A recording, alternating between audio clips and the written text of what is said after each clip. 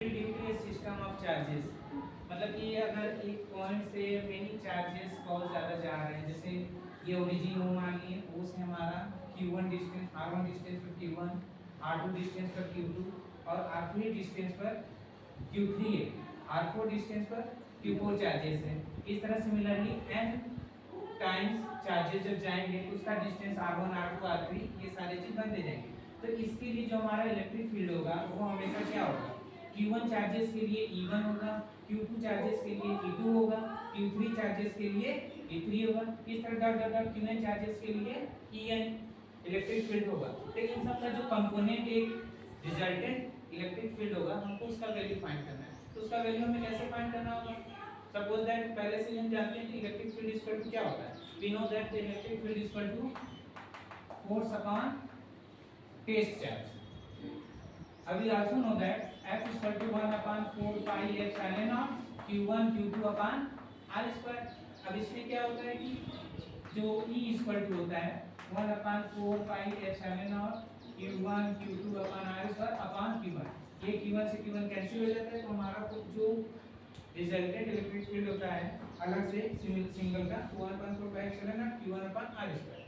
अगर इस फिगर के अकॉर्डिंग हम देखेंगे तो हमारा जो ओरिजिन से Q1 के लिए चार्जेस के बीच का जो इलेक्ट्रिक फील्ड होगा E1, वो E1 हमारा 1 upon 4 pi epsilon naught Q1 upon R square, क्योंकि उसका जो टेस्ट चार्ज है उसके अकॉर्डिंग ये क्या हो जाएगा, हमारा कैंसिल हो जाएगा। अब इसके लिए हमारा देखो यहाँ पर क्या बनाएगा, E1 is equal to 1 upon 4 pi epsilon naught Q1 upon R1 square, ये इक्वेशन 1 हो गया। फिर similarly electric field E2 due to the charges Q at R is given by E2 is equal to 1 upon 4 pi epsilon naught, then इसके लिए क्या हो जाएगा हमारा Q2 upon R2 स्क्वायर, ये equation. Similarly electric field En infinite के लिए अगर हो गया, इनफाइनाइट के लिए अगर हो गया तो due to Qn at Rn distance पर is given by En is equal to 1 upon 4 pi epsilon naught Qn upon Rn square. ये क्लियर है? ये कैसे, ये इक्वेशन क्लियर। इस तरह जब आएगा तो इन सब का जो रिजल्टेंट E होगा वो हम सबको क्या कर देंगे, मर्ज कर देंगे।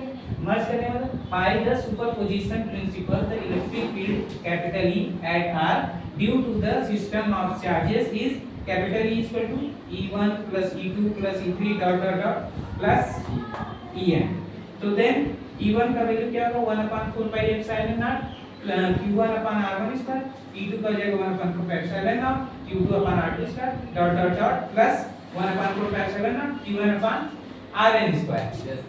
E इक्वल टू सब में क्या है हमारा 1 upon 4 pi epsilon naught common है, इसमें से सबको क्या कर लेंगे, कॉमन लेंगे। जब कॉमन लेंगे तो 1 upon R square 1 Q upon R2 square plus dot dot dot Q1 upon Rn square. अब यहाँ पे हम लोग जानते हैं कि इसका जो ऐड का सम होता है इंक्रीजिंग ऑर्डर में, वो समेशन के फॉर्म में किस तरह लिखते हैं, summation infinite to the n I equal to 1 जहाँ से स्टार्ट होता है 1 के लिए, और ये Qi upon Ri स्क्वायर। ये हमारा जो टोटल ओवरऑल इलेक्ट्रिक फील्ड होता है due to system of many charges, उसका ये फार्मूला होता है। ये क्लियर है?